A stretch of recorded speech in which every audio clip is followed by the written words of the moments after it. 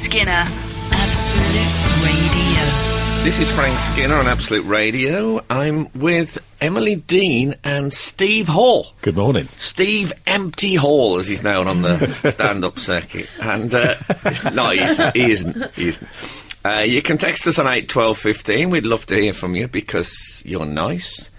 And you can follow us on Twitter at Frank on Absolute. Sorted. I've done my housekeeping, I can relax and enjoy myself. Yes, but you're getting a slight sore throat, Frank, and I like it. It's like Senator who's working late. Yeah. I like him. Yeah, look, I'm in the middle of a filibuster. Yes. Yeah, not that I do fast food anymore. But, so Steve, let's call Steve and Emily 2/3 of the dream team.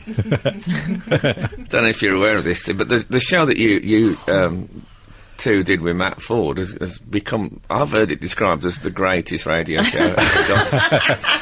Yeah, but that was my agent saying that. Well, I listened into last week's show and you'd said that you'd thought that myself, Emily and Matt Ford had sounded with it.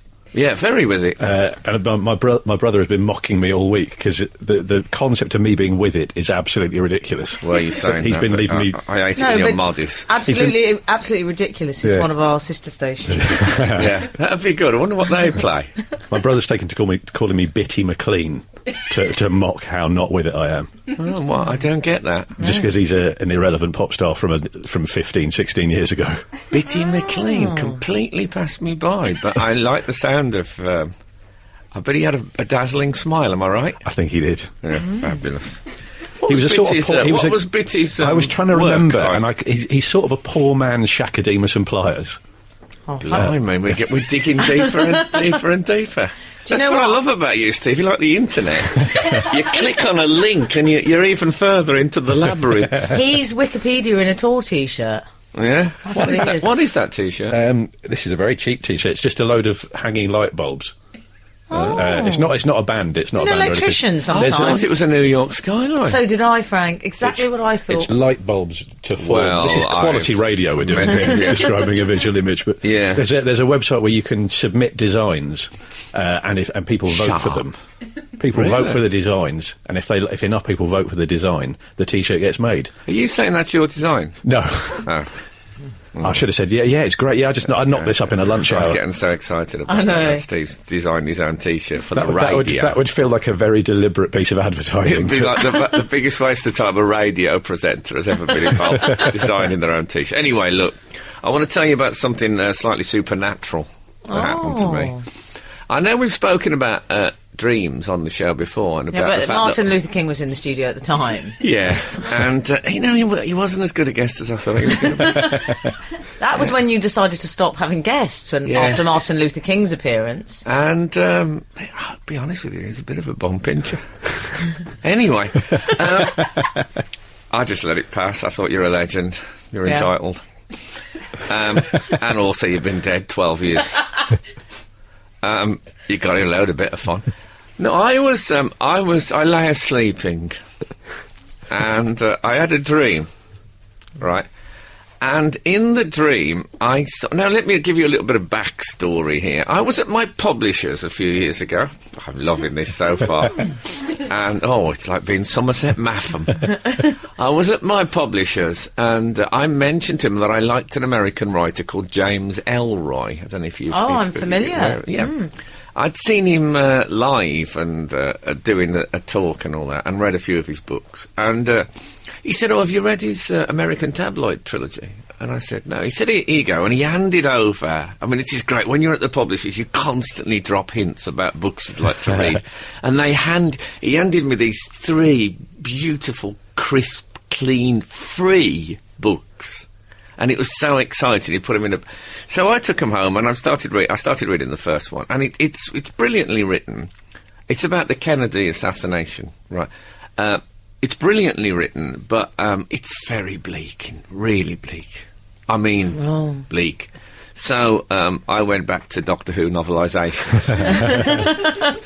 Anyway, this has been a while back. I read 300 pages of it, and it is brilliant. Yeah. But anyway, in this dream, I saw these 3 books laid out next to each other, and a voice was saying, "You must read these now." And that was the dream. Now, I'm wondering if it could be some sort of internet. I didn't see a cross in the corner of it to click on. But am I channeling Richard and Judy? Through Sam, obviously, my Ethiopian familiar. I don't know if you know Sam, Steve. That's Derek Acorus. That's his, that's who he speaks to the spirits. You know, when he doesn't go direct to where the spirits. No, he has an Ethiopian familiar. Yeah. And that explains his accent. Yeah.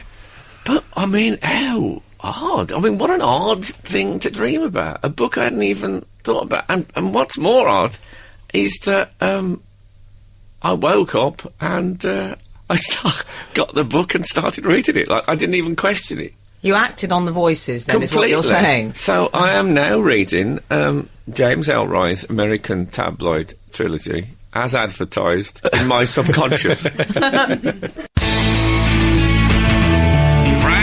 Frank Skinner on Absolute Radio. Absolute Radio. Yeah, so that's what happened to me. I was told to read this book in a dream, and I've started reading the whole. It's a trilogy as well, so it's a commitment. And have you made any since you've started reading it? Has there been any, like, you've read 5 pages further and you've reached a page that says, Frank, the money's buried beneath this tree? No, I'm nowhere near up to it. I'd read like 300 pages, so I'm miles. It's very odd to reread a book when you get to my age, because you don't think you've got time. I turned down Lord of the Rings because I thought I'll never make it. And now here I'm reading a book I've already read. For goodness sake. And also, it's got an assassination. I mean, did Lee Harvey Oswald get a dream that said, read a book about Abraham Lincoln? And is he supposed to inspire me? I'm going to take out Obama. I hope not, but if you heard it here first... This could be an elaborate Manchurian Candidate remake. Yeah. Oh, can you see? I can't see Frank in DC in his hoodie going postal. You know, I've started wearing. Imagine I saw you on the news. That would be awful. Wouldn't I've started wearing my hoodie up in this cold weather. Oh, and you have to take it down when you go to supermarkets, darling. It's banned. I don't go to supermarkets. Oh, okay. I have people to do that. Yeah. But no, I do look like a ghost of a monk. There's a certain age of face that you don't want to have you don't want coming out of a hood. It is a bit like E.T. on the bicycle. So so I also, speaking of Abraham Lincoln, I went to see Lincoln this week. Did you? Now, I haven't seen that, Frank, because I worried it might be. I thought there'd be a lot of men talking. You know, in films, it's just old men talking. I just shushed them. Yeah. There was actually 2 young women behind me. I actually moved because there was 2 women behind me talking, and I sat somewhere else where there's another 2 women behind me talking. We do like to talk. Well, yeah. Were they both saying, "Is that Frank Skinner? Well, he keeps moving." Did you like the film? You know what? The reason I'd put off going is because I'd read a couple of three-ish stars type of... You know, Daniel Day-Lewis is brilliant, but the film itself... that. It was brilliant. Was it? It was absolutely brilliant. And I was put off. I might not have gone because of those doubters. And I should just trust my... I'm just going to go to my dreams now for critical appraisal. And funnily enough, I saw, you know, Mark Kermode, Steve? I do indeed, yes. Yeah. Frank's a fan of his hair. Yes, I love his hair. And also, I don't think I've ever mentioned him in conversation without saying I've marked a few Kermodes myself in my time. But he was on the telly, and he said, well, there's this new film I went to see, and, you know, it's got... And the acting, and I thought... I like Mark Kermode. I've met him. He's a nice bloke. But basically, it's the bloke who you spend your whole life avoiding. The bloke who's been to see a film you haven't seen, and he tells you all about it. And that's what film critics are, aren't they? They're those blokes who tell you about films they've seen. Shut up about it. You see, I miss the days when I believe it was Paul Ross. I can't remember, but there used to be a film review column in the Sun, and they'd award bottles of beer. So you'd get 3 beers, and they honestly, I remember seeing Schindler's List. There were 4 bottles of beer. That's true. What review? How many beers did they give to Leaving Las Vegas? I don't know. Yeah. Good question. Schindler's List, 4 bottles of beer. Well, that's quite good. Yeah, no, I'm not knocking it. No. I've seen most of Lincoln. I loved it. But, you walked? No, my wife got very confused and a number of things went wrong. She booked for the wrong day, but when we printed our tickets out, the venue didn't notice. And the bloke said to us, we thought he'd said, are you aware you've missed 15 minutes? And it turns out we'd missed 50 minutes and misheard him. So we came out of the cinema thinking, well, it was a lot easier to free those slaves than we imagined. Yeah. But my wife was quite defensive because it was her mistake. I was saying, I think we missed quite a bit. She'd go, no, 5 minutes. And we'd missed nearly an hour. That would break my... If he'd said to me, you've missed 2 minutes, I wouldn't have gone in. I can't do that. Yeah, well, I thought we just missed adverts. Steve we'd missed a whole lot of Sally Field. Likes to get bang for you his missed buck, adverts, though, but they were for slavery. I'm surprised that a little disgusted actually that you decided to go in knowing that you had missed the 50 minutes. Yeah, I'm shocked. Well, we thought it was. I feel like I've disgraced myself, and I need to apologise to the nation. I thought it was trailers. It's because the programme started. What, you thought at there 4. was a trailer with a man in a beard? No, before I walked in, when I saw the man with the beard, I did think that was the moment that kicked in. So I thought, well, they've got a very convincing lookalike to advertise Nike. I think there was an advert on before that had got Lincoln in it, if I remember rightly. I don't know if it's... Honestly, there was something I remember thinking it odd. I don't know if it's a board game or something. Action figure. Anyway, if anyone is thinking, I'm not going to go because I read that dodgy review, I urge you to go. It's brilliant. Unless you're not very bright. This is Frank Skinner, Absolute Radio. You were talking about your cinematic experience. You'd gone to see Lincoln, and Omar has texted in, and he says, "Hi, you should try watching a film here in Dubai. It is acceptable." Have you got the timings? I've never been to Dubai, actually. You know? No, have you been? No, I haven't. I imagine it's a very sort of... has it got like a roof on it or something? Yes. Isn't it like a sort of macro climate? It's a very, very hot Westfield. Oh, is it? Okay. Is what I've heard. It is acceptable to take babies into the screening and take calls on your 3 mobile phones. It's a different world. It is. Well, it's a different country, at least. No, I remember seeing a snooker player interviewed, and he lived in Dubai. I can't remember which one it was now. It wouldn't be Davis. And when he said he lived in Dubai, I thought, Then he said, favourite food, steak. I thought, And then they said, who's your best friend in snooker? And he said, well, I've got a wife and 3 daughters, so I don't really need other friends. I thought, ooh. Doesn't Jim Davidson live there as well? Does he live in... I don't know. Yeah, he didn't does, until yeah. recently. I don't think we can discuss him. Well, I think we can discuss him. Okay. He still exists. You know, innocent till, etc., etc., etc. My mother acted upon a dream. She had a dream in which a man appeared out of the clouds escorted by angels and was brought to her bedside. And then years later, she saw that man at a party. No. Recognised him, and it was my dad. Is it really? Yeah. It was odd, because he was usually brought home by the police. But, yeah. That's such a lovely story. And she wrote to a newspaper about it, told this story, and was Letter of the Week, and won £half a crown. Oh, she was Letter of the Week, Frank. Yeah, £half a crown as well. Not to be sniffed at. Was there a danger that she'd then start acting on other dreams? Well, she had a dream that there was like a guy on a space not after the way that one worked out. And funnily enough, this very week, the same night that I had dream night this week. So normally I don't remember my dreams, but on Monday night they were all there laid out before me. I had my book trilogy to read, so I had my reading list, and also I had 3 separate dreams that my girlfriend Kath was being unfaithful to me.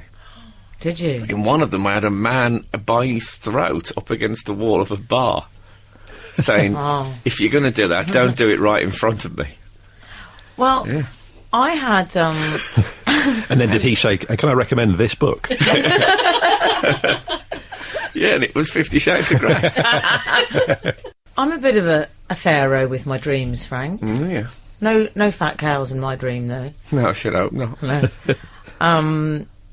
I dreamt only this week, it was an extraordinary dream, that I was on my way to work for Simon Cowell. Oh, yeah. It's not that extraordinary. That could No, happen. it is when you find out it was a horrible little pokey office, and I was spending my day, and I just started doing it like this was the most natural thing in the world, filing and refiling black and white photographs of Bucks Fizz. I don't know why I was doing that. I just thought that was normal. Anyway, the Original lineup.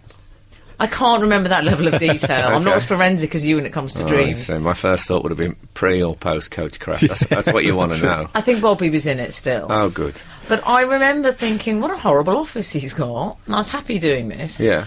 But the point of me telling you this is that I've heard before that the Bucks Fizz archive could do it. I think about. I lost my phone in the dream. Oh, God. I was on the edge of my seat then. I lost my mobile phone. Right. And then a series of sort of terrible incidents as a result of me losing my phone. So when I woke up, I thought I'm going to be really vigilant about this phone. I think it might be a portent. And I was sitting on the tube. I know, but it happens occasionally. It's a recession. We've all got to tighten our belts. And I had my phone. It had come astray from the headphones, and it had fallen in between my lap. Oh, God. And as I got up, I checked for it, and I thought maybe that dream. You see, that made me. That's why I've still got my phone. I'd love to know if any of our readers have acted upon things that have happened in dreams, as both Emily and I have this week. In fact, I must admit that when I had these dreams about my girlfriend's infidelity, I woke up furious and upset. But I did mention it to her. I'd said, I had 3 dreams you were... Sound like you to raise an awkward subject. Yeah. But I mentioned it, and I was, looking for a slight flicker of the eyelash or something, sort of twitch in the corner of the mouth. But I think I'm all right, but who knows? It's a less inspiring speech because Martin Luther King had got up and said, I have a dream in which my wife cheats on me. Yes. I had a dream that these 3 books. Oh, indeed. I was working for Simon Cowell. Yes. I was working in the Bucks Fizz archive. Steve, are you a dreamer? I used to have dreams, and then I got married. Oh. What, you mean you just... I just gave up. Oh, okay. I think you stopped sleeping. Oh, it's doing some old club comic material.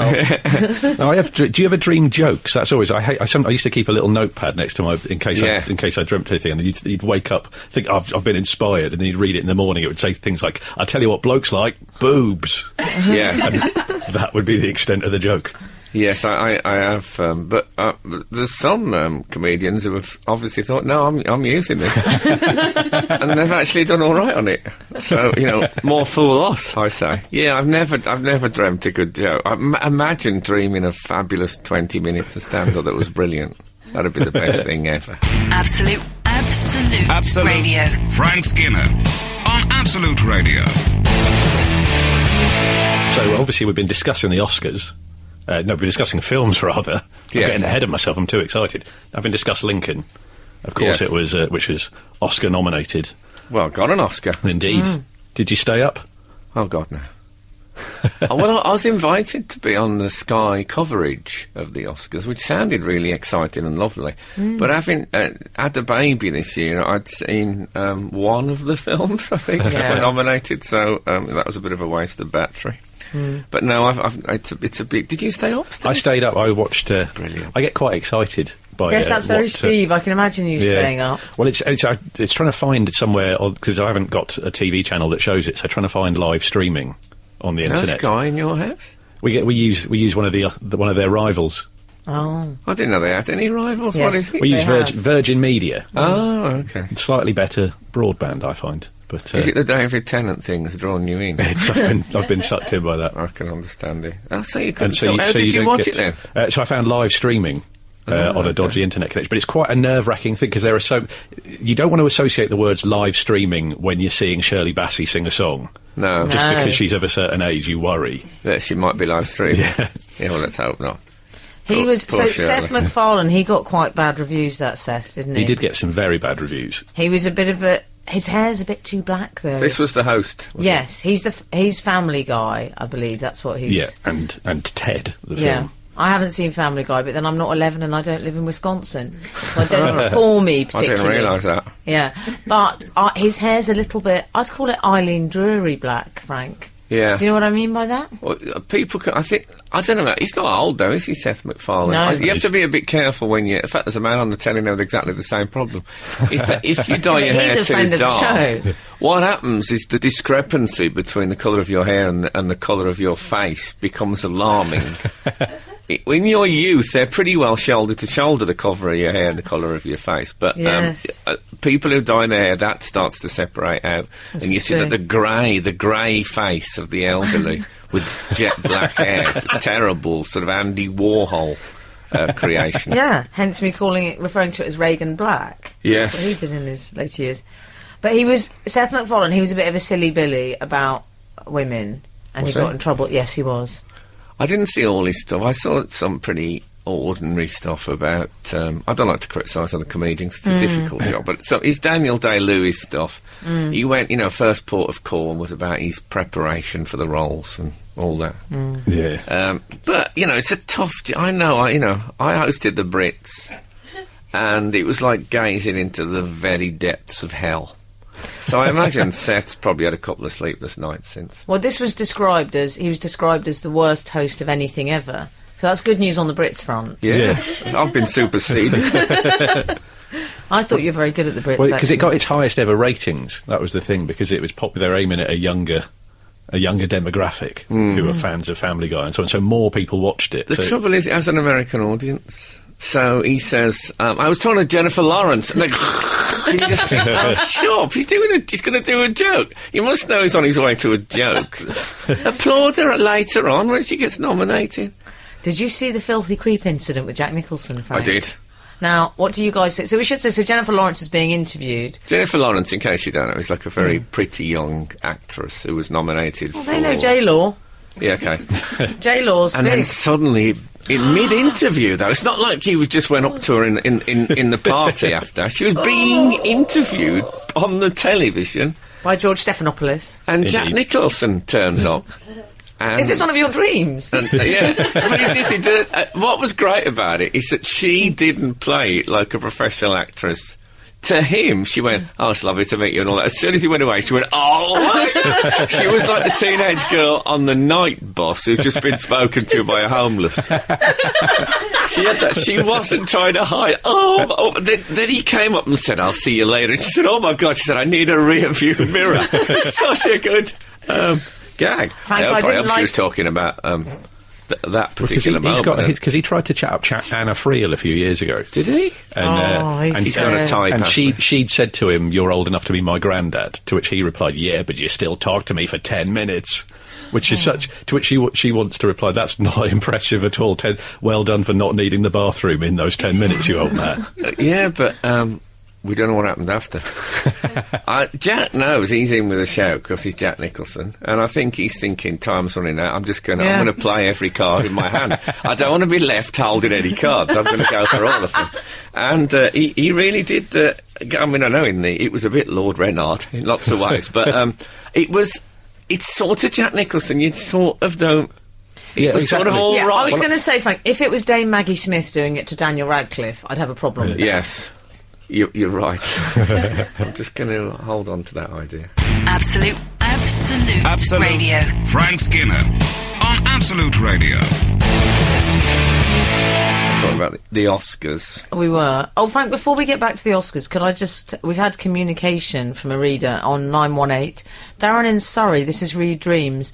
Frank, have you never heard the old saying, Friday's dream, Saturday told, will always come true no matter how old? You'd better keep an eye on your good lady. Mm. Oh. I think it was Monday I had that dream, so I think we're Was all it? right. Yeah. I like someone who refers to a partner as a good lady. It's quite Noel Edmonds, my lady. I like people who still use proverbs. It's Yes. dying out, the use of proverbs, and they are great sackfuls of wisdom. I saw Milton. Milton Berle he used to be an American comedian from the 50s and stuff. I think he was known as Mr. Television, if I remember rightly. Excellent. Or was that Steve Penk? Anyway, Milton. I saw him host a show in Montreal, the Montreal Festival, and he had not changed since the 50s. Basically, he came on. This was a very sort of right-on crowd, and he went, "Hi, got a really hip crowd tonight. Look at the hips on that broad." And I thought, well, this is like a gangster film. Wasn't he meant to be legendarily blessed by nature? He was, yes, but we won't go into that. But he did, yes, there was a moment in the foyer of the Delta Hotel when he displayed this gift.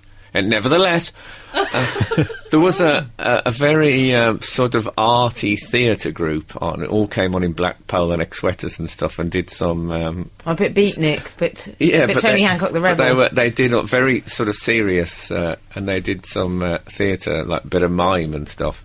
And he walked back on and went, "Gay!" I was at the airport the other day, just moved on from that. It's a monstrous character. Anyway, so you know, there's many ways of hosting these big shows. There's a story about him where, because he'd been around for so long, he could do any... He can do callbacks or jokes about things that were 40 years old. So apparently he did his microphone started feeding back. And this was sometime in the 80s. His microphone started feeding back, and he said, "I hope there are planes." Doing a World War II reference, and it took the roof off. Yeah, did it? Brilliant. I mean, apparently he once said to someone, Milton Berle, as in the wings, and he said, "Give me a phrase of any kind, give me a phrase." And the guy said, "What do you mean?" He said, "Just give me a phrase." And he said, "OK, I'll see you Monday." And he went on stage and said, "Hey, I went in a bar the other day, and I just saw him." The guy said, "I'll see you Monday." And he did it in such a, it sounded like a punchline. People laughed. Now, that might be great that it worked, but what level of cynicism do you have to get to be demonstrating that in front of a live audience? He was, I imagine, a difficult man, Milton. I don't mean Milton who wrote Paradise Lost and Samson Agnesty. He wasn't a barrel of laughs. No. I think he was blind, as they say in the West Midlands. He went blind. It has two syllables if you come from places like Cradley Heath, Blackheath. Is that because you've had your sight taken away from you by a lion? That's what it sounds like, the way you're saying. Blind. I don't know, but I'd like to do some more Milton Berle after this break. I'd like to do some more John Milton. A little onward lend. What is it? A little onward lend thy guiding hand. Are you on Lost or your fear itself of death removes the fear. Good night. This is Frank Skinner, Absolute Radio. This is Frank Skinner on Absolute Radio with Emily Dean, and Steve Hall is with us this morning. And you can text us on that. Sorry. The sound of one hand clapping and clapping in a it's fairly unenthusiastic... It's actually two hands. There was two hands, right. Yeah, text us on 81215, 81215, or you can follow us on Twitter at Frank on Absolutes. I'm still laughing at that attempted round of applause. Well, often on more professional radio shows, I suddenly realise that when you introduce a sort of guest, they either have a posse who clap, or they have taped... Let's call it clapter. It's a mixture of laughter and clap. That sounds horrible. It does, doesn't it? Frank, there's an email I'd like to read out. Do it? And I think you might want to hear it when you learn that the subject line is more on Daniel Craig's casual subversion of Frank. I like it so far. Hi, Frank Allen. Oh, sorry, Steve, that's awkward. And, of course, the wonderful Emily. This is what it's going to be like with that having two popes. Yeah. 100% like that. Yeah. I was perusing James Bond trivia and happened across a little titbit of a fact, in that the film titled Die Another Day is from an 1896 poem called A Shropshire Lad by none other than A.E. Houseman. Oh, I think someone has pointed this out before, actually. Now, There's old-age pensioners outside running... I like Frank's use of oi oi oi at the A.E. Houseman line. Now, I understand that JB purists will argue... I thought he was going to say Priestley. James Bond purists will argue that Die Another Day was a Pierce Brosnan-fronted Bond film, and they would be right. What I find more interesting is, given this new evidence, one would argue that Daniel Craig's eagerness to take on the role was fuelled not by the challenge, the kudos, or the international recognition which would be garnered by such a role. No, I say that the A.E. Houseman link proves that his campaign against Frank started way back then. Anyway, I love the show. Oh, sorry, it's praise. But he says Frank has my support should it come down to Daniel Craig or him. Well, I hope it doesn't come to a fist fight. No. He looks, you know... He looks pretty tasty, Frank. I'm an old man, Commander. He does, yeah. He's one of those blokes, he's just got too big, just a bit too big to look good in a suit. You know, when you see rugby players in a suit, you think ridiculous. Wear a onesie. Well, the bigger Craig gets, the more he looks like Alex Reid. Yes, he is going. And someone, I think, texted in here to say that he was becoming Sid James. But, you know, you can get... I look terrible naked or in swimming. No, you don't. Oh. I don't know what your good lady's going to say about that. No, I'm basing that, in fairness, purely on the... Basing in fairness, isn't that on the borders of Scotland and England? The basis of the Venga Boys material. Ah, yes. Yeah, well, I was a younger man then. I was built like a greyhound. Oh. I mean, and to balance it out, we need to get Craig to dance to that music in just his pants. But, you know, that would look fantastic. It wouldn't look funny, it would look fantastic. But he's gotten... even though I look terrible in swimming trunks, I look great in a suit. It hides all those bits, but he's too big for a suit. I know what you mean. Daniel Craig, it's too big for a suit. That's every time he's mentioned now, that's the next thing I'm going to say. It's like too big for his boots. He's getting too big for his suit. He is. It's a bit like when rugby players are forced to go to black tie dinners. Yeah, when you see rugby players at the Sports Personality of the Year. The thighs. And they look like stripograms who it's going to come off at any second. They look like desperate Dan looking over the back of a settee. It's not a good look. Frank Skinner on Absolute Radio. Absolute Radio. We've had a text, Frank, from 527 on the subject of dreams. 527 has written, "Morning all, I have had a Paul McCartney yesterday moment. I woke up this morning with the lyric, 'We crossed the line in 4-3 time.' I am sure someone must have written these words, but maybe not. Has anyone heard these words before? And am I perhaps special?" No. So did Paul McCartney get... Yes. The lyrics... Well, he got the tune to yesterday. Because wasn't it called Scrambled Eggs? It was called Scrambled Eggs, yeah. Oh, he got the tune in a dream. I didn't know that. Brilliant. And he was convinced for ages that someone else must have written it. So he went round with it. He had it in his head, but he thought, someone's bound to have done it. If only George Harrison had done that with My Sweet Lord, he would have saved himself an enormous court case. But he just had it as Scrambled Eggs. Yeah, Scrambled Egg. Oh, I once went... I was filming abroad, and the day before we left, the director, his wife walked out on him.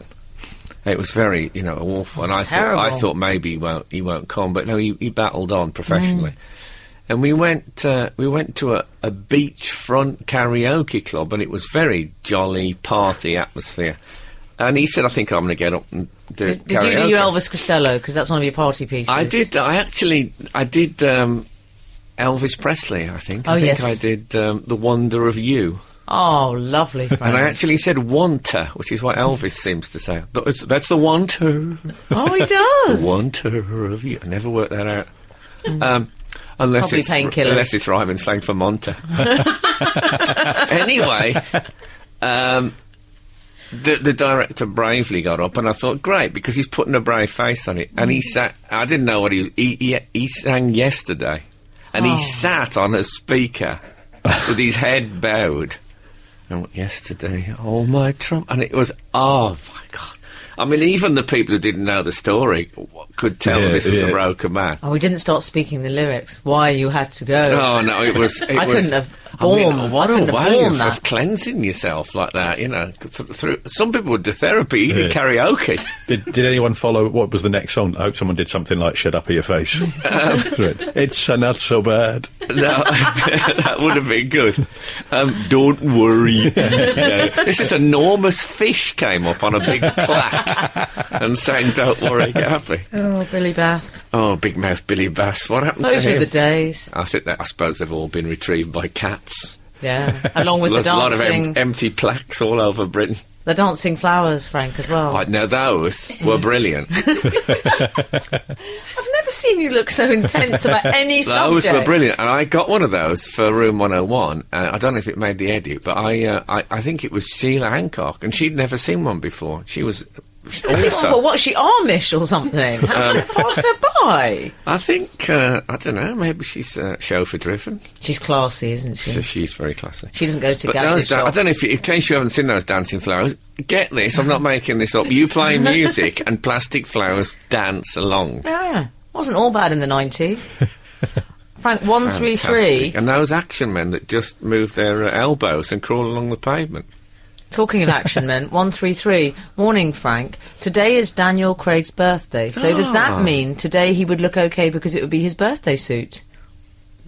I'd vote for that. Is it really his birthday? Apparently, yeah. Well, I'm going to sing a song just for Daniel. Rachel Weisz, Rachel Weisz. Everybody! Every morning you greet me. I was going to bleep greet and just leave it to the audience, but I, you know, it's cheap. It's cheap. I interviewed Rachel Weisz. She is very nice. Oh, he did well. He did well there. I was just saying that about Barack Obama. She was a contemporary of mine in North London, I thought Frank. Michelle done well with him. I think you're right. She got the best of the bargain. She's nice, but he's the cat. Well, I noticed they kept Michelle Obama away from Jack Nicholson at the Oscars. I don't know if she's beautiful. just in case. She's attractive, but I think she got the best of the bargain. I think he's a handsome man. But then Hillary got the best of the bargain, if we're going to be honest, as well. I always thought Barack Obama looks a little bit like Barbara Bush. She got the January sales. Frank Skinner on Absolute Radio. Absolute Radio. Is it time to have a little wander over to Email Corner? Email Corner. I borrowed that sound effect from Carl Douglas's Kung Fu Fighting. Oh, yeah. How were those cats? Were they fast? Yeah, in fact, it was a little bit frightening. That's my favourite line from that song. Yeah. Why sing about it? Yeah. You're torturing yourself, reliving what was in fact a very scary experience, Carl. He's got post-traumatic stress disorder, though. Yeah. He's forced to retell his tale. Frank, we've had an email from... He's called Kanan Grawl. Kanan? Grawl. Or Brilliant. Growl? What would you say, Steve? I'd say Grawl. I was wondering if it was a misspelling of grill, if it was some sort of fast food restaurant in the Holy Land. Kanan Grill would be very good, yeah. I'll have the unleavened. Kanan. Hi there. He says, hello, Divine Miss M. Oh, this is a personal correspondence I'm reading out. I apologise. All good. I'll check it's clean. Just listening to the latest podcast all the way over here in Calgary, Canada. Oh, I like a Canadian. And on the topic of eating on public transport, I remember once on a Greyhound trip between Toronto and Montreal, the woman sitting behind me opened a Tupperware container of smoked fish on a bus with no openable windows. The stench was overwhelming to all. It was a very fish jerky move. Love the show. Thanks, Kanan Grawl. That's pretty extreme. Yeah. That's I imagine that would have smelled eating. like any megabus I've ever been on. Yeah. I'll tell you something though, I thought Tupperware was very much a domestic British thing. I didn't realise it was... Oh it was no, in they have Canada. Tupperware parties over in the US. Do they really? They used to do that in the 50s a lot. You know, it's easy to take Tupperware for granted. It's a brilliant, brilliant thing. Was your mum a fan of Tupperware? We used to have a man used to come round the door selling Tupperware. Well, I heard she dreamed about that man or read about him, is and that that's right? why he appeared. And I loved the opening of Tupperware is one of my favourite things. It's a very satisfying. There's a it doesn't really it peels open, and you get that. I'll just hold on, just get me sandwiches. Oh, brilliant! We should launch Tup Awareness Week. Yeah, excellent. But people would think that was about Alf Topper, the 1960s cartoon character from the strip The Top of the Track. Yeah. Used to be in, I think, The Victor, if I remember rightly. Are you familiar with Alf Topper? I'm not familiar with. Alf Topper was a runner, an athlete, and but But he was very much a working class hero. He used to. lovely. He worked as a welder. That was his day job. Oh, This is Flashdance. before they were buoyed up by sponsorship. He worked as a welder, and also he trained basically on fish and chips. And Alf Tupper he'd always turn up. He'd have to get the boss to the event, and he'd get there a bit late, and he'd still get out there. And the people he beat were always posh public school type toffs who looked down on him, and then it was fabulous. It was a whole thing was about class in lots of ways. There was the character in Roy the Rovers who had a similar thing. Food often played a part of it, where every week he had to eat his bubble and squeak, and that was it. He could only play. It wasn't the goalkeeper Tobby Morton, was it? No, he actually played for Melchester Rovers. Yes. This was a lesser story. It was one of the regular serials. Still got a bit Milton It was like the Wheelchair Wonder, but it wasn't the Wheelchair Wonder. Yes. Don't go down He was a kid who was in a Milton wheelchair Berle. apart from when he could get up to play football. The Wheelchair Wonder. Surely Professor Stephen Hawking should take that up as his... Oh, God, it was all going so as well. his bill matter. I don't know if he does much vaudeville. Have we got time for another email, or are we going to do more Milton Berle chat? I'm gonna. Sorry, I'll never mention Milton Berle again. I feel I've let you down. I've let the readers down, and I've let myself down. Absolute Radio. Frank Skinner on Absolute Radio. So staying in email corner. I didn't. John, slightly Yorkshire at the end. Email corner. I feel like it's Harvest Festival, and I've taken some nice tinned food round to the pensioner. Well, have you got one of those loaves that looks like a plait? Yes. Oh, I love those. Holler. I've never I have actually holler. eaten one, but they are impressive. Those, like eating a big pigtail, big fat pigtail. Oh. But when Sol's ribbon, Yeah. carry on, or scrunchy. We've had an email from Luke who says, "Greetings. I was strolling down the road the other day, taking in the podcast as is my wont. This sounds like it's been read out by a policeman in court. You were discussing the placing of food on a plate, and you started to play with the idea of rice surrounding a curry, somewhat like a caravan on wagons on the plains in the cowboy times." We did discuss that. We did. Luke continues, "I patiently waited for the spaghetti western pun to arrive, but it never happened. Naturally, I wouldn't want to praise the show, and I think it'd be daft to admonish you on missing this open goal." Okay. He says, I think it would be daft. I think he means it would be daft not to admonish you. Yes. And then he continues... But I don't want to admonish him on Failing missing to out His of appalling work. grammar. Oh. And then he Have you met continues... his grammar? She's not well. He carries on the obligatory night's move. "Emily, Kurdistan is bloomin' lovely this time of year, and I'd be happy to escort you and any of your people from InStyle magazine should an off-the-grid photo shoot." Extraordinary potential trip. Yeah, that'd be great. I have no idea what Kurdistan is like. I bet it's interesting. I know, Are my you InStyle staying, girls you've are been like- staying in Lemon Kurdistan this year, haven't you? Yeah, So- exactly. Is that where lemon curd comes from, Kurdistan? Wouldn't it be great to discover that? That's lovely work. The lemons there, they're not very solid. They're quite glutinous. Are they? Yeah, and they just put them in jars and hey presto. I'd love to see a bit of Kurdistan. I haven't. I think I play well there. Is this a Do night, it. is this a night's move that may have worked? I think it might Well, it's have. quite a date, isn't it? Come to Kurdistan. I've been further. All the how many I've been stands way are further. there? Thanks, Luke. I'll. How many stands are there in total in the countries? Well, many Kurdistan stands? isn't Oh. actually a country. I think it's just a region. I think Kurdistan. So, I think it's a bit of Turkey, love. Yeah, but it's a little bit of there's- Iran. There's Uzbekistan. That's a country, isn't it? Yep.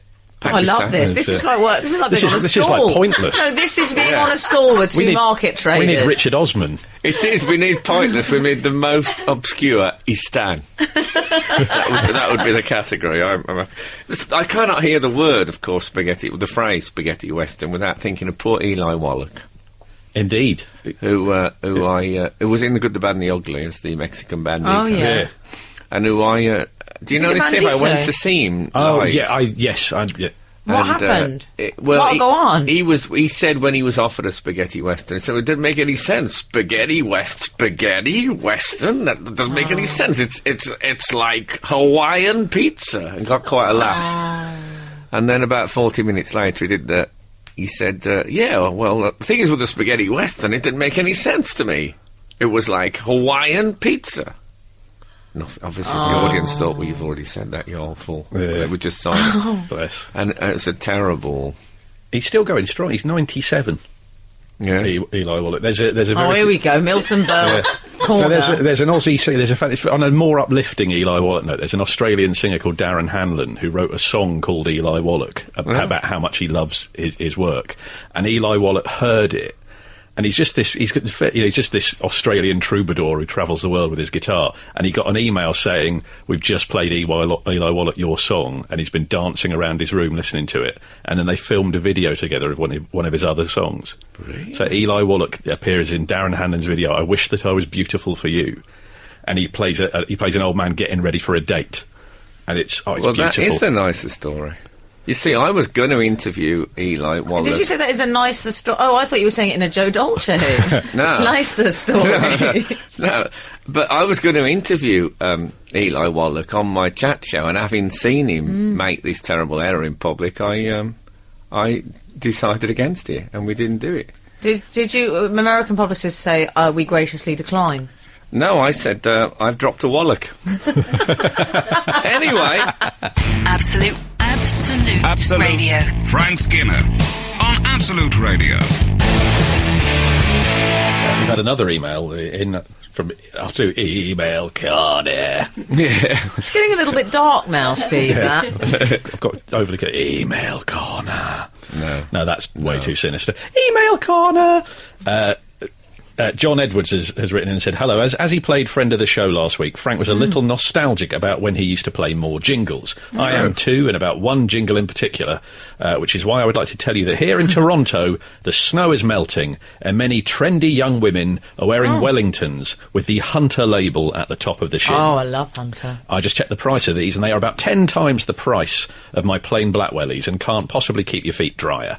Perhaps fashion expert Emily can tell me why the Hunters are so dear, and perhaps Frank has some music he can play while she does." Well, okay, shall we try this then? Okay, well, you tell me why they're so expensive. Why are Hunters so dear? Because they're dear Hunters. They are dear Hunters. The thing with Wellington boots...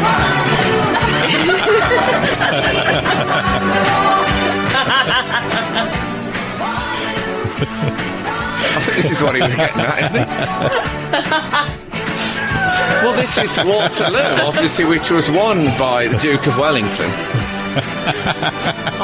You've mixed it all up now. After whom Wellingtons were named. And let's not forget, and it is often forget, that it wasn't just the Allies that were victorious, that the Prussian army fought against Napoleon, led by Field Marshal von Blücher, who also had... shoes and boots named after him. Is that correct? They're the blue shirt boots. Yeah. So what I've done there is a double whammy boot. It was intriguing what you did there. Reference, yeah. But Hunters are expensive. It's an old British company. The Queen wears them. Does she? Yeah. Well, obviously they don't prevent gastroenteritis. I'm not familiar with that. They didn't help Princess Margaret either. How much would they be then, a pair of... Approximately $49.99, £50. Yes. They are dear, aren't they? I have a pink pair, Frank. I've heard that. But I don't. You're not in that section of my sensibility. I regard you as a good friend. No, but some people think that's a bit Katie Price. Yeah, I disagree. I think it's important to feminise country garb. I don't want to look too... I worry I can look a bit Vita Sackville West in the country. This is the problem. And Do you know also, what I mean by that? I think the fun thing is if there was a massive foot and mouth epidemic and you were walking over a field of pig carcasses, you wouldn't be able to see your own feet. I mean, what a lark. What else? Well, I had an invitation earlier today to go to Kurdistan. Oh, yes. Do you recall? And I was saying, what's the most obscure Istan? Oh, we've had a few. 095. How about this one? Turkmenistan. That's from Terry G. Don't know that one. No, that's why it's obscure. 827. What about Baltistan in Pakistan, where K2 is? Pretty obscure. Baltistan. Do you remember Professor Balthazar, the cartoon series? Oh, no, I don't. Okay. Something else that's been plaguing us is what was Bitty McLean's big hit. I've had a flash that it might, because this is trying to stick to the strict no Googling. Google if you don't know, but don't Google if you don't remember. And it might have been dedicated to the one I love, which what, Mamas and Papas? It could well have been a cover version. Okay. This is, yeah, but I'm at the very fringes of my synapses in my brain. The fringes of your synapses. I like that. It makes your inner head sound a bit like a Buffalo Bill outfit. I prefer Twisting My Sobriety, to be honest, to Fringes of My Synapses. That's Tanita Tickerham. Oh, I remember Tanita Tickerham, yeah. I once saw a college application form. Somebody showed it me to show what a fool she was. I thought it was an invasion of privacy. This is Frank Skinner, Absolute Radio. Frank Skinner, Absolute Radio, Emily Dean, Steve Hall. Text us on 81215. Twitter, @Frank on Absolute. Stop all the clocks, because I think someone's left the building. I think we know who we're talking about. Benedetto, they cried. Yes. Benedict, it's a sad day for you, actually, because the Pope is gone, Frank. Yes, we don't have a Pope at the moment. We're popeless. Yeah. Pope-free zone. Sans Pope. Sans Papa. I don't like it. I don't like it. Oh, okay. I don't like the whole thing. I know, he's poorly, but we have a saying in the Catholic Church, Pope till you drope. I know it's not perfect, but I think it's from the Latin. It hasn't quite won the translation. Once you pope, you can't stope. Yeah. I think that's working even better. I think it's... I'm not happy on this... Why aren't you happy? What you think? Well, if I wanted to be... I feel you're going to be... Well, one of the big things with your lay Catholics, your man and woman in the street Catholics, is when we get married... Even if it goes wrong, we have to stay married until we die. I don't see why the Pope should have a get-out clause. Oh.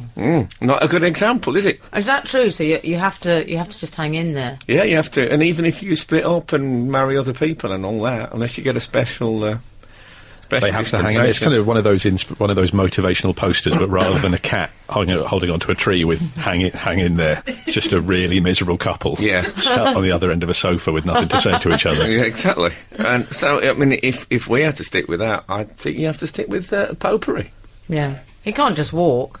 Well, he has walked. Well, he has not that well. He's done it in style.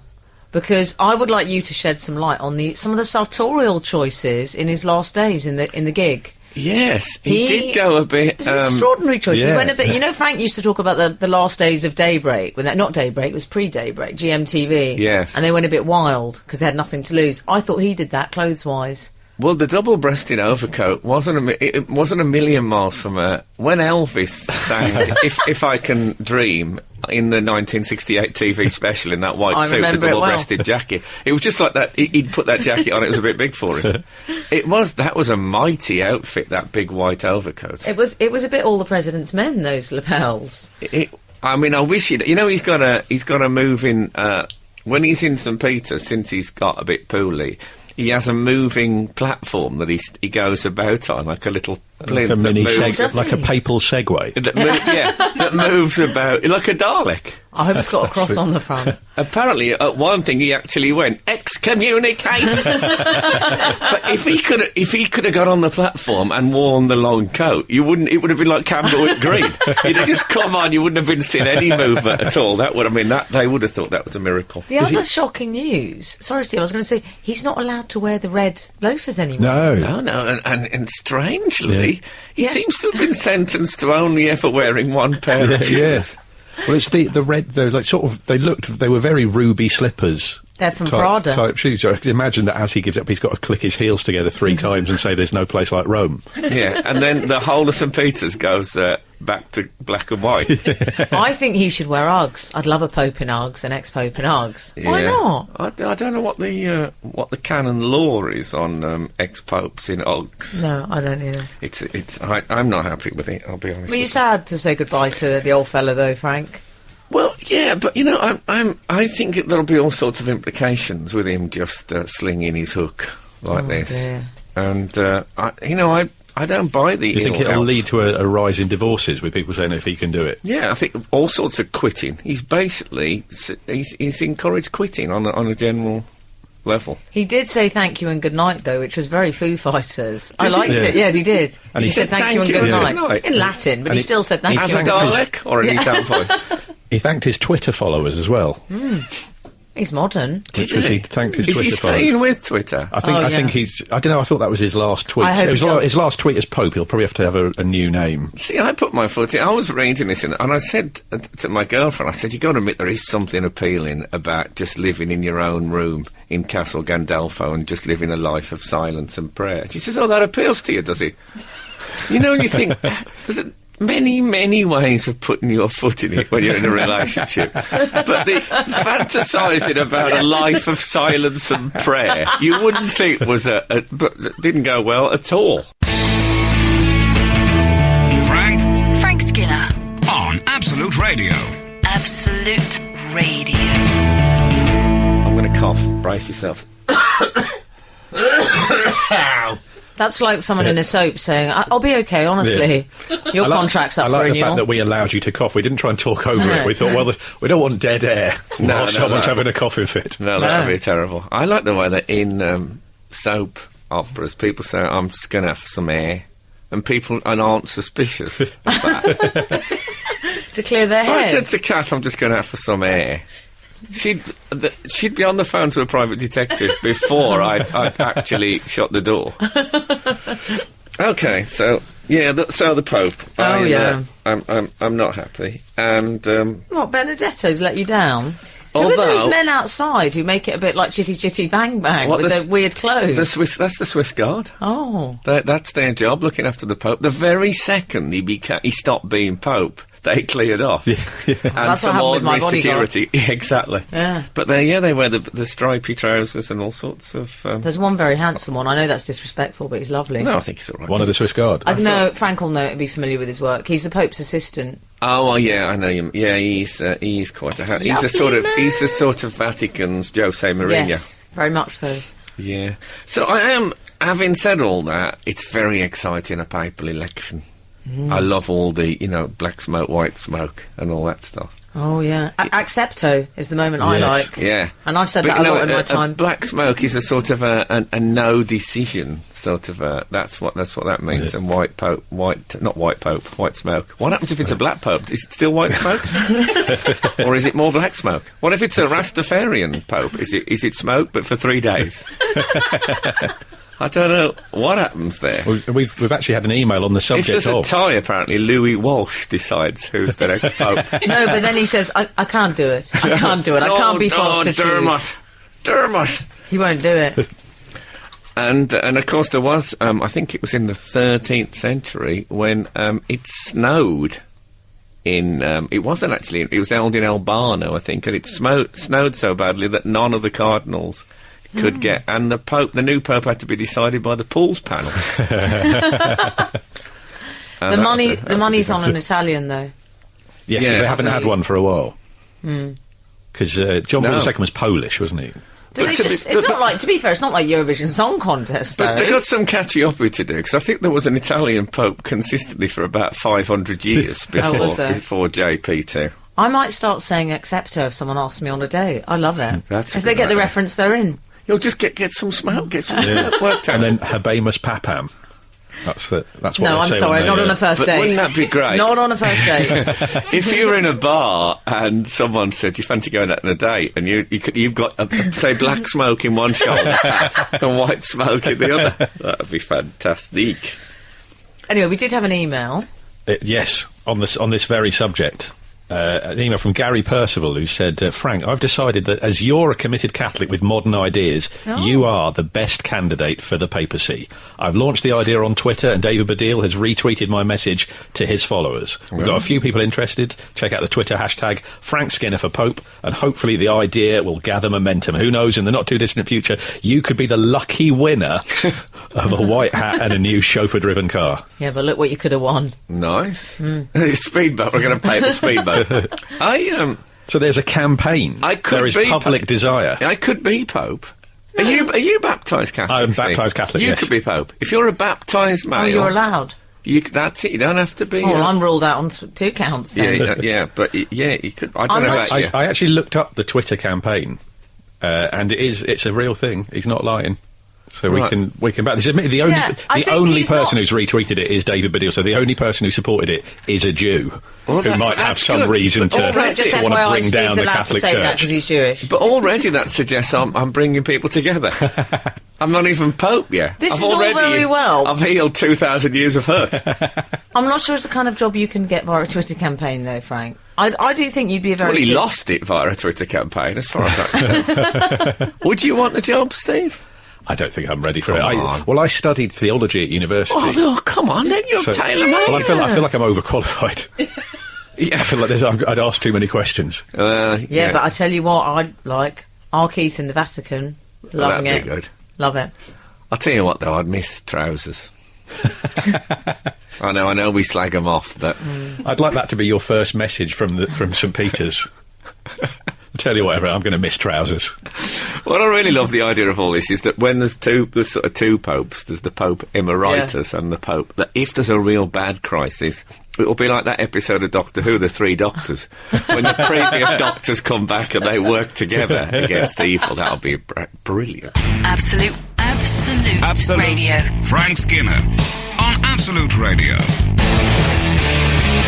I'm just looking at the status quo on the telly box and looking smoking hot, boys. Yeah, I think so. We've had some news in re Bitty McLean.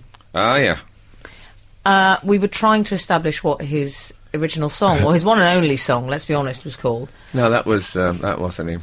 Oh, that was Chesney Hawkes. Is that the Chesney? That was Chesney, yeah. Well, we've been overwhelmed. 491, Bitty McLean's hit was It's Raining, It's Raining. Oh, God. Hazel saying, was Bitty McLean's song something to do with rain? It's raining, tears from my eyes or something?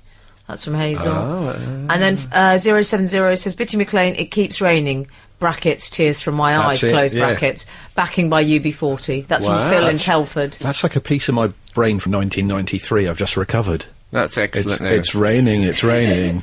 It's raining, it's pouring, my love life is boring me to tears. All the Barbara Streisand fans who listen to this show all joining in. Well, maybe we can get Barbara and Bitty to do some kind of duet. Barbara and Bitty sounds like a double act, doesn't it? Sounds like a detective series with Pam Ferris. Bitty what they used to say on Little Britain when... Yes, it was one of their catchphrases. Well, that's good. Thank you for that. This is when I refer to the audience as Yugle. When they have got very the nice, answers, yes. Yeah. That's a torture that I've been released from. Yeah. Well, that's great. Good. That's good. That's great news. 639, here, Skinner for Pope. Well, it's going well. I think because if you become Pope, there will be Catholic secondary schools named after you, 100. Because my brothers went to Nicholas Breakspeare. Oh, really? The only British Pope. And I think his papal name. I think he was Adrian IV. So okay. What would your papal name be? What name would you take? Could you be Elvis the First? Is that respectful? Well, I don't know if I could get away. I went to a fabulous Elvis event this week. Funny you should mention. Did you? A friend of mine is a senior figure in the British Elvis world, and he was in town at an Elvis collectors fair, which is literally that memorabilia. But just Elvis stuff. Was it like the ukulele fair that you made me go to in Blackpool? No, it was much three bigger. Men with a pint glass round a table. No, this was but I did spend $1,000 on a ukulele. You did. No, and we met afterwards. I met up with him at a hotel. We went down to the lounge in the basement. It was completely empty. They had to open the lounge for us, and about 12 of us sat in a circle for 3.5 hours and talked about Fantastic. Elvis. And talked in the most obscure, hardcore, no surrender way about Elvis. Like, someone said, how much of his sentence did Vince Everett serve in Jailhouse Rock? Vince Everett being the Elvis character. Somebody said 14 months. Oh, yeah. 40. I mean, it was that level. Wow. It was absolutely Have you still wonderful. got the shirt that you bought? Do you still own that? I did. I bought Elvis Presley's shirt for, I think it was 10 grand. And then in a fit of, I don't know what it was, emotion, I gave it to the Tsunami Fund. Oh. I thought the King would have approved. Steve, I want to know about your life. Because you're not here every week. I want to pick your brains. Well, look, I'm a fairly recently married man struggling to make my financial way with the wife, discussing creating life at some point in the next year. Oh, okay. So we're trying to store up the finances. Do you mean having a child, or have you got some big electric sort of thing in the loft and some body parts in jars? It's an ambitious thing. It saves the pain of childbirth. Yeah. Yeah. When lightning struck St. Peter's, that's what he said. We should never have let Frankenstein rent out that loft. That's what it looked like, the picture. Love it. Okay, so yeah. I imagine you're quite well off, is that not true? No, not at all. Well, you live in one of the smarter areas of London, I think it's fair to say. Yeah, that's... I live near where you used to live, but that was because my wife had been mugged at gunpoint in Melbourne, so we thought we'll move her somewhere nice. Oh, I thought you meant... I like we'll move her somewhere nice, like she saw her herd. Goodness sake. It sounds like... Have I not told her she's 97? That's why the childbirth thing's quite ambitious. Yeah, well, in the modern age. Okay, all right. Well, we'll have a whip round before you go. She went to school with Eli Wallach. Did she? It's like that Hawaiian... Did I tell that story about it? That'd have been the ultimate, to tell that story twice in the same show. Carry on, Steve. So we're trying to save money wherever we can, while I'm still trying to show her a good time as an Australian in London. God, not in a filthy creep sense. I want to show her the sights, but I keep booking for things and then getting gigs in or getting work and not being able to go to the thing. And essentially trying to blag back refunds when I'm completely in the wrong. And so you're just relying on the goodwill of the company. But essentially having to lay yourself prone before them and saying, will you please give me my 17 quid back? So it's not even large amounts. How do you go about this extraordinary scam? What sort of things, like theatre tickets? Yeah, theatre tickets or gig tickets. So there's an excellent singer, Robin Hitchcock, who's his 60th birthday around about now, and so we had tickets to see him, but I then couldn't go. And it was sold out, so it's the sort of thing where where I'll write to them and say, well, in that case I went, I just lied and went, I'm unable to go due to a family bereavement.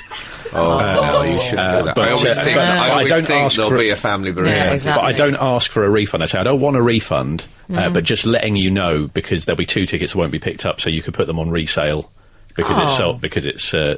I know it's sold out. So I'm specifically saying I don't want the money. Okay. And then they'll say, to be honest, it's easier if we just do the refund. Really? Which I knew was going to happen. Really? That is sly. You'd be one of you'd win The Apprentice with attitudes like that. Yeah. Don't you think? I'm still fascinated by Robin Hitchcock. It could be... It's all gone a bit Milton Berle. It could be a film, a Hitchcock movie, where instead of human beings, all the characters are played by Robin. Wouldn't that be brilliant? Because I don't know how well it would do with the multiplexes. But in The Birds, there'd be a robin in a small boat crossing across the bay, and then it would have to be bitten by some sort of small... An angry Russian called... It'd have to be an insect. An angry Russian called Joseph Stalin. Oh, yes. They'd be too big, you see. It'd be too big for the Starlings versus Robins. Anyway, sorry, that was a ludicrous side thing. I'm shocked that worked. Well, I'm intrigued by people's attempts to get refunds. The other thing, if I get on the wrong train, when you book into travel and you'll pre-book a train. Oh, when you sit in first class. No, I don't sit in first class. Oh. That's a class war thing. But sometimes if I get if I'm running late and I miss the train I'm booked on, and again I'll go in honest and say I'm dyslexic, which I'm not. I think I'm on the wrong train. And I've mentioned that to a few other comedians, and there's quite a lot. It's quite a regular thing that if a comic's got on the wrong train now, there's about 6 or 7 people it's worked for where they'll say, I think I'm on the wrong train, I'm dyslexic, I've read this wrong. And the guard usually go, oh, that's fine. Wow. I think we should The contact comedian's the black. appropriate authorities immediately. I don't know Frank. if that's better or worse than pretending there's been a death in the family, pretending you've got some problem like that. I suppose you could say my mandgra has died, and then you'd play in both cards Very nice. Very at the nice. same time. Absolute Radio. Frank Skinner on Absolute Radio. Anyway. I'd like to take us into Statue Corner at this point. I don't think we have a jingle for... Statue Corner. See if you've It's- got anything statuesque. It's been quite a big You just week talk for and see the what- lover of the statue, because, well, there was Dennis Bergkamp, which is my gaff, my rules. We'll get to that in a minute. But, and more significantly, was Mario Balotelli. He features on here so much, Steve. Mario Balotelli? Yeah. That's the best I've got jingle-wise. I'm quite pleased with it. Do you know what? It's working for me. Yeah. He features on here quite a lot. He's almost a friend of the show, I would say, He's Balotelli. borderline. He's certainly borderline. He's commissioned a life-size statue of himself. And it's in that, you know, that famous pose, that muscle flex, sort of death stare From the Euros. Yes. Yeah, when he's took his shirt off and he's... Yeah. I think the phrase you're supposed to use is magnificent specimen. I also like that one. He's quite a big unit, which you hear. Yes. used now. Yeah. He's... I've heard that he's quite a big eunuch. have you? Yeah, no, Well, I've heard that. Apparently the eyes will be made of precious stones. I'm worried about that. I Blimey, hope sounds like... Got pants in pocket. yeah, that'll cost a fortune. Well, he's that level of rich now where he can have whatever he wants, can't he? So a statue. Well, can he? It's Can he have happiness? It's kind of a statue. It's sort of like they have to call it like on-demandias. You can get whatever he is that wants. like Ozymandias? good. That's Oh, he's very clever. Brilliant. Yeah, but the sculptor in charge said, apparently, he said the statue will be between the classic and pop style. It'll be rubbish. Yeah. Yeah.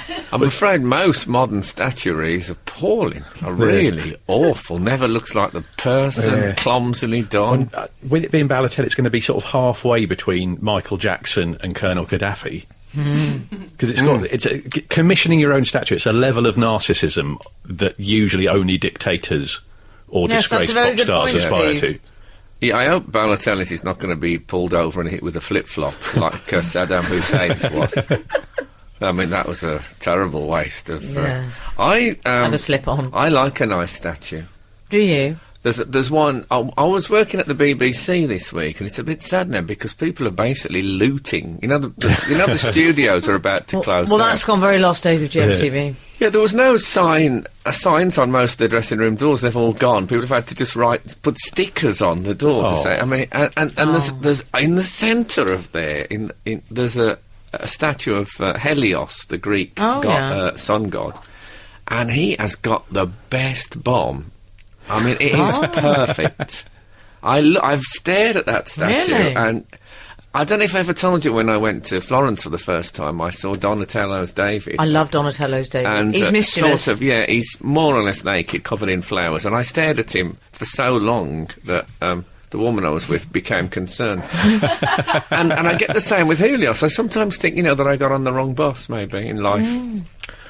But, Wow. maybe, maybe come back to this. Absolute Radio. Frank Skinner on Absolute Radio. Hey, Frank, 656 has texted in. Frank, just on the way to visit Peter the Wild Boy's grave. That's from Nick and Emma. Yeah. Really, what a fabulous day out. Also, 550, Pope Francis of Oldbury has a good ring to it. I love that. It does sound nice. I'm that. warm into this whole thing. Pope Francis of Oldbury. And then you could have a statue commissioned of yourself as well. Yeah. Balotelli style. And then if you had... I feel bad about being on my own screensaver, which I am. But, I mean, commissioning a statue is like... That's really pushing it, isn't it? Where is it? Is it in his garden or something? Yeah. You can't have it in a public place. It's at his gaff in Italy. I suppose if it's in your own garden. Because there will come a point where you will have a... Where would you have a statue? Outside the hall? In the Vatican, he'll have the statue. I'd be happy with it in the garden, then I can sit in my own shade. Yeah. How lovely would that be? I'd like a really big one, like Colossus of Rhodes. It's got a canal running under it. What would you have? The two thumbs up pose? Well, Paul McCartney. Probably I'd go for in the England shirt, punch in the air. Oh, how awful, how tragic. I've always really liked that. Have you ever seen that? I think there's an Italian artist who did like a plinth, upside down plinth, and the writing's upside down, and it says something like the base of the world. So what he's done is he's put the entire Earth on a plinth, but it's like upside down. Brilliant. Because they had on the fourth plinth in Trafalgar Square. They had was it Rachel Whitetree or someone like that? Rachel Whitetree. They did an inverted version of the fourth plinth. Yes. In sort of perspex. Did they? Do you know Dennis Bergkamp's going to be outside the Emirates? Yes. Which will be lovely. They've got a few. It's getting crowded outside the They've Emirates already for statues. got Thierry Henry, Don Key, and who's the other one? Herbert Chapman.